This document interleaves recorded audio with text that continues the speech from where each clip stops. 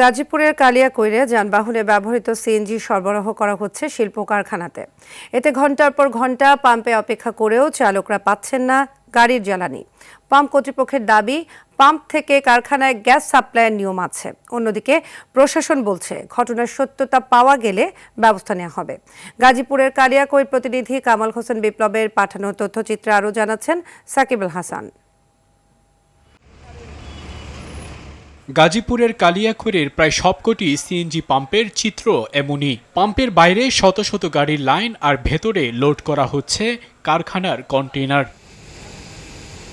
এক একটি কন্টেইনারে বড় ও মাঝারি আকারের ৩০ থেকে ৪০টি সিলিন্ডারে লোড করা হয় সিএনজি। এতে সময় লাগে অন্তত ৫ থেকে ৬ ঘন্টা। এতে বাইরে তৈরি হচ্ছে দীর্ঘ জট। এক একটি গাড়িতে সিএনজি লোড করতে লাইনে থেকে অপেক্ষা করতে হয় কয়েক ঘন্টা। ভোগান্তির কথা বলছেন যাত্রী ও চালকরা। ৫০টা গাড়ি ৪০টা গাড়ির গ্যাস একটা গাড়িতে লাগে, এই জন্য আমাদের দীর্ঘ লাইন আমরা জ্যামে করে থাকি। বড় বড় লরিতে গ্যাস দিচ্ছে, তো এই জন্য আমাদের প্রেশার খুবই কম। শিয়া বাটার ও ভিটামিনে সমৃদ্ধ লিলি বিউটি সোপ, তারুণ্যময় উজ্জ্বল ত্বকের জন্য। যে জায়গায় গ্যাস ঢুকবো ১২০০-১৫০০, ওই জায়গায় পাই ৭০০-৮০০ টাকার গ্যাস। গ্যাস নাই, ৮০ প্রেশার ১০০ প্রেশার।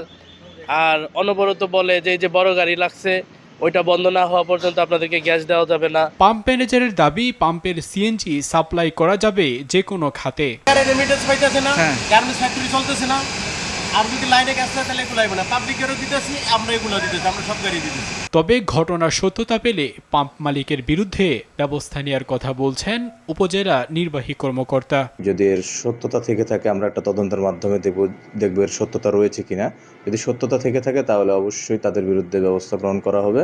গ্যাস সরবরাহে শৃঙ্খলা এনে সাধারণ মানুষের ভোগান্তি লাঘবের দাবি ভুক্তভোগীদের।